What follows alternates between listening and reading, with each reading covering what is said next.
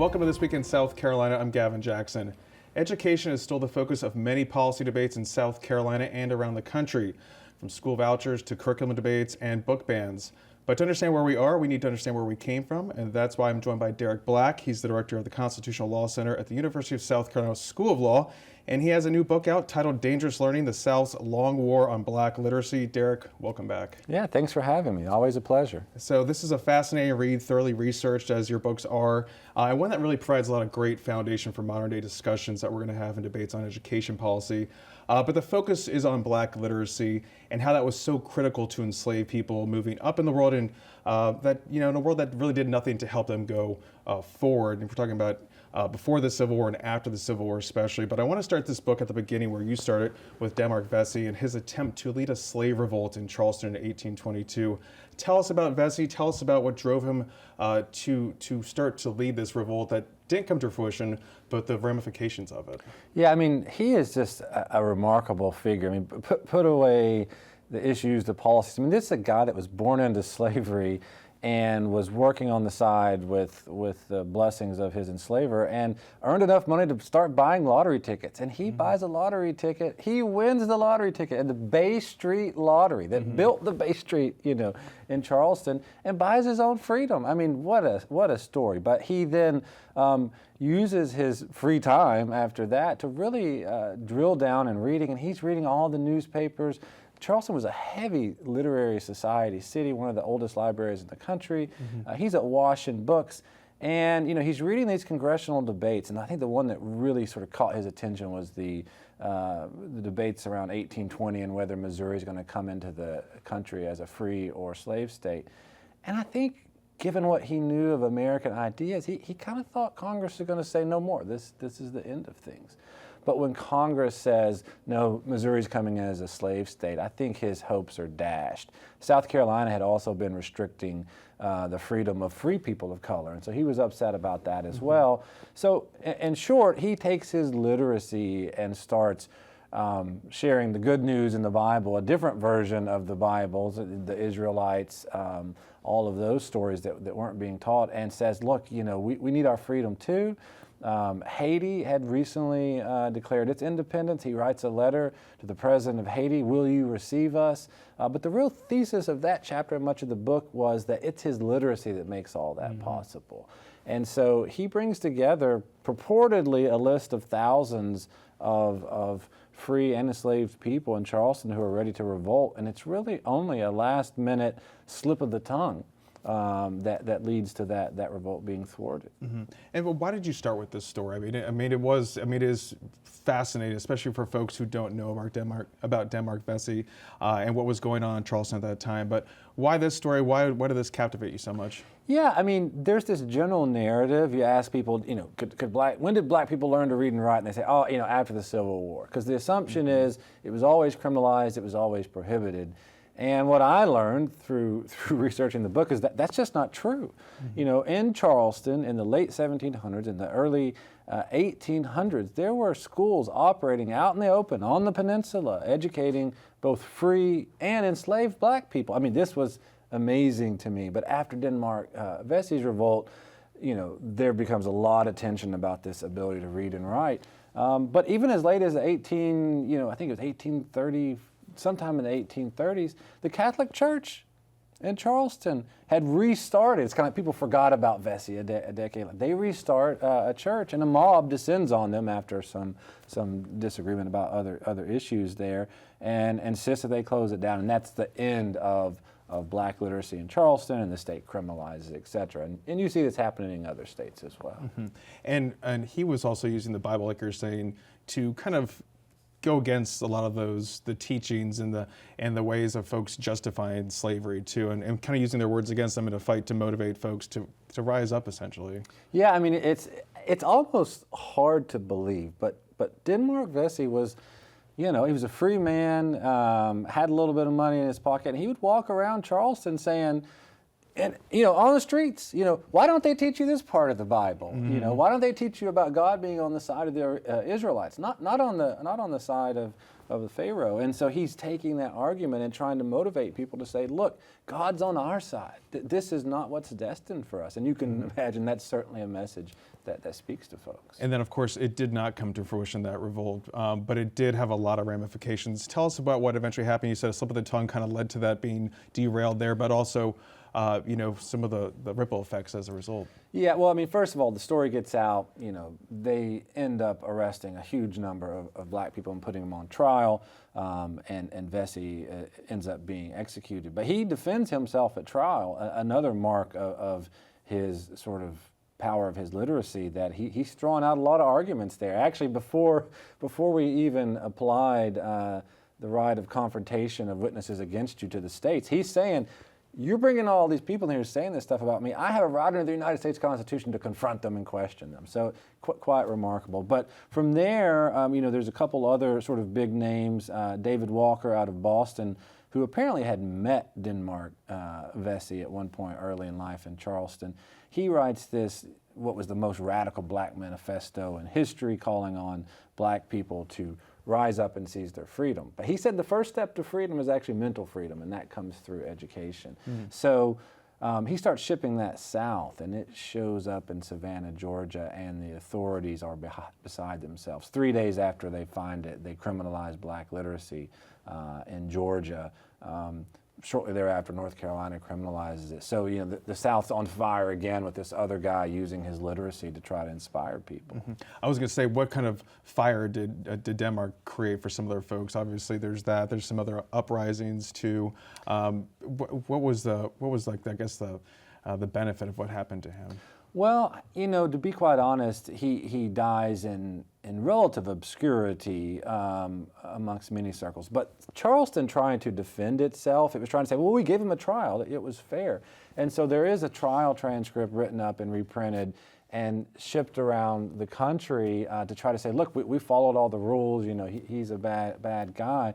But then the officials go, wait a minute.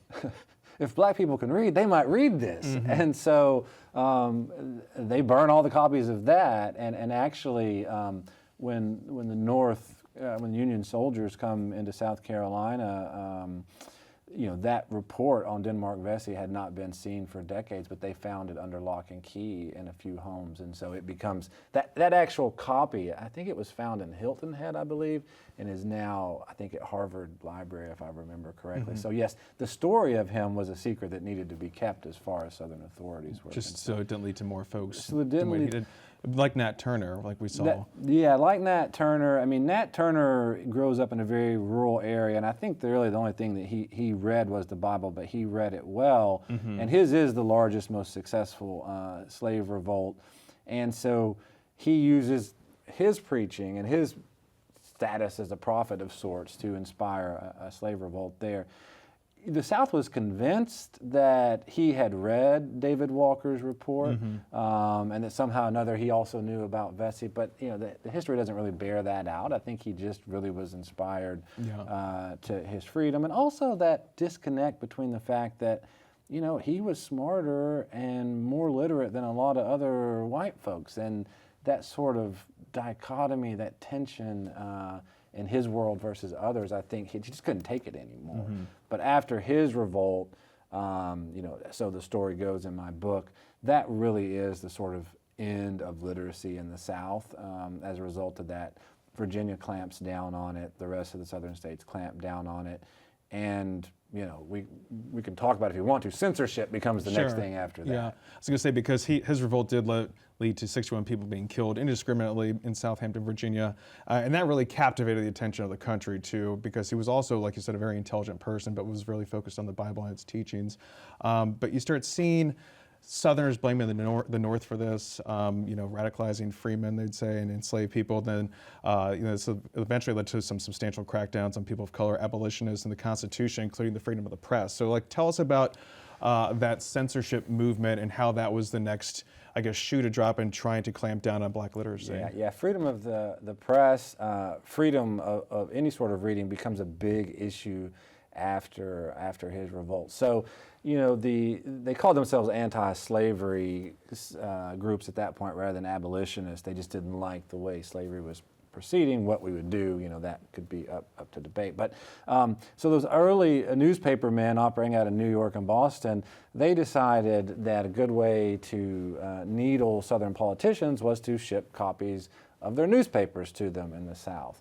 And as you might imagine, the Charlestonians, politicians, did not take too kindly of it. So one of the letters was delivered in 1835, and I don't know if it was April, but they deliver it, and one of the politicians sees it. You got to be kidding me! The United States Mail delivered this anti-slavery newspaper.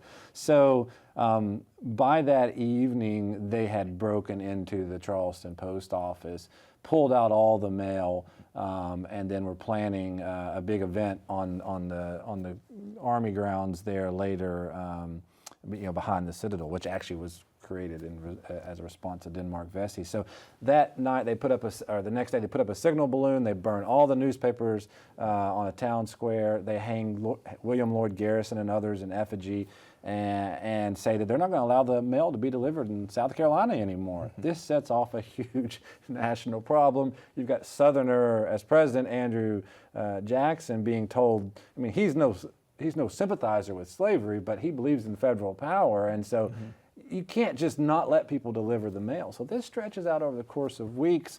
Is the mail going to be delivered in the South or not?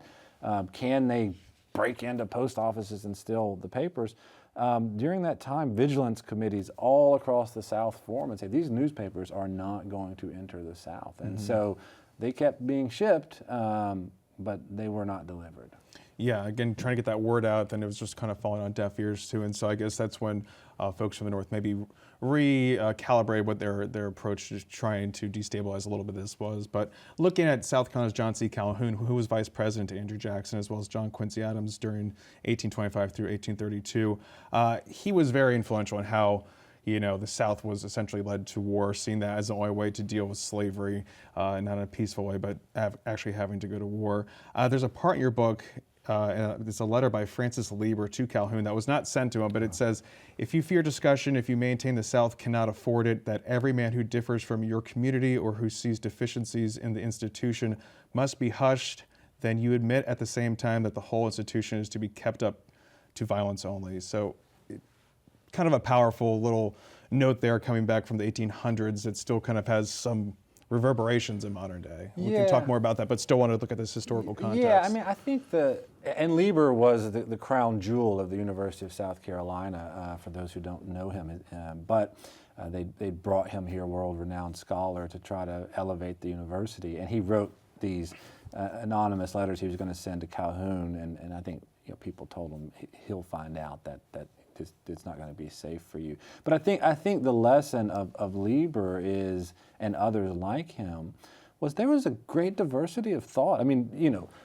People on both sides of the aisle, so to speak, deny this. It's all this sort of simple picture. There was diversity of thought amongst not just white people, but people who enslaved others, about how this institution should operate, its economic viability, whether you should allow enslaved people to read or not. There was a lot of folks who said, look, this is my duty, as a Christian, to share the Bible. But what happened between really the end of Nat Turner and into the 40s was this refusal to tolerate anyone thinking different than the status quo. In North Carolina in 1829, and this was shocked probably a lot of people, there were, was it 1,200 or 1,600, one of the two, members of the North Carolina Anti-Slavery Society. The fact that there was even such a society, much less that it had, over 1,000 members, is mind-blowing. What's also mind-blowing is that 8 years later, only 12 people show up to the meeting, and it never meets again. And that's because the doors of freedom to even discuss slavery, to even say, maybe we ought to think about colonization, maybe we ought to think about liberalization, maybe we ought to, whatever, maybe we ought to allow manumissions. Like, all these things are being stripped away. And if you don't agree with the party line, as a white, educated, crown jewel of USC, your life is in danger. And we did see, again, the Civil War come to fruition there in 1861. And you take us through the Civil War, and I find this to be always the most fascinating portion of our history when it comes to that. And that's what happened in Port Royal and the Sea Islands becoming a safe place for education for formerly enslaved people. You talked about that in your 2020 book, Schoolhouse Burning. But tell us what transpired during this time and how that became somewhat of a crack in the door to help get education to formerly enslaved people. Yeah, I mean, these stories of what happened in the South Carolina Sea Islands are, I mean, I'm getting chills right now thinking about, I mean, it's just, it is a unique moment in American history in which, you know, black people get their first taste of physical freedom south of the Mason-Dixon line. And the very first thing they want after that is to learn to read and write. And so what had happened was there was Fort Monroe, this sort of small little place in northern Virginia, or off the coast of Virginia, that had a little school community, but they were surrounded by Confederates. But in the Sea Islands, there were 10,000 newly freed or no longer enslaved folks after the Battle of Port Royal, and not a white, not a white person. I mean, I think they actually said there was like 10 or 11 whites that remained after that. So there's the Union soldiers and them. And so this becomes the experiment in freedom. And these missionaries were called down by Edward Pierce, who was in charge of the Freedmen's Affairs there. And they come down and they start schools on St. Helena's Island and the other islands in Port Royal, and they just begin to explode in population. The black population begins to move in relationship to where those schools are. And those who don't move are getting on rowboats in the morning and rowing across the bay, relocating themselves to find the best teacher amongst the schools, there. And, we've got some great diaries by Laura Towns, for instance, and others that just sort of talk about those early days of folks, getting their right to read and learn. Those schools become the foundation of public education in the state of South Carolina as well as elsewhere. They also become the breeding ground for the leaders who are going to become, state secretary of education or representatives, U.S. representatives. Like, there's so much vibrancy that grows out of those schools. It's really just an amazing story. Yeah, then following the Civil War and the end of it in 1865 through Reconstruction, there were a lot of high hopes there, especially down there in the Sea Islands about what could be. But that really started to fade in the 1870s when we saw Southern fears of black political power growing because they were becoming educated. They were able to, get into the state house and rise through the ranks and have a majority there. So that's when we also start hearing about compulsory education, funding education. That's being incorporated into constitutions there. So by the turn of the century, though, it kind of had this idea of public education for all, which you write is a black idea, had become public education for some. What was conceived as a means to eradicate the vestiges of slavery had become a tool for perpetuating them. So tell us about how that transition, again, really did not come to fruition. Yeah, I mean, what happened, as I put the pieces together, is all those fears about black literacy during slavery, those same arguments are trotted out after the Civil War. Now, initially, when the Union is here, that's not enough to stop the project. But once the Union retreats, those same fears about black literacy come back. They find that they can't eliminate the schools because guess what? There's a lot of low-income white families that say, hey, we actually kind of like these public schools. And they thought that we can't just end schools altogether, but what we're going to do is segregate those schools and we will fund them unequally. And drastically cut the budget. So, you see this enormous period of expansion, like the number of children enrolled in schools growing exponentially in the decade following the Civil War. But after that, you see flatline and you see falling revenues. So, everyone gets hurt in that process, unfortunately. Which then takes us up through Jim Crow and then landmark Brown versus Board of Education 1954 to the Civil Rights Act of 1964. But then again, still not truly seeing desegregation in schools in South Carolina, at least until early 1970s at the latest, which is basically a generation ago in some respects. I mean, so how do you start shaping that conversation from, pre-Civil War, Civil War, Reconstruction, Jim Crow, Civil Rights Movement to where we are kind of going right now? Do you see some of those underpinnings still in play here when we talk about public education? And we'll get more into this, but just begin that nascent phase right there. Yeah, I mean, I sort of line up a couple of ideas. I mean, there's nothing about today that's like yesterday. I mean, it'd be wrong for me to say that, or like a century ago. But what you see is democracy and opportunity expanding for black people at 3 or 4 major points in history. And each time you see that expansion, right, you see that sort of fear of that expansion. So we move backwards, right?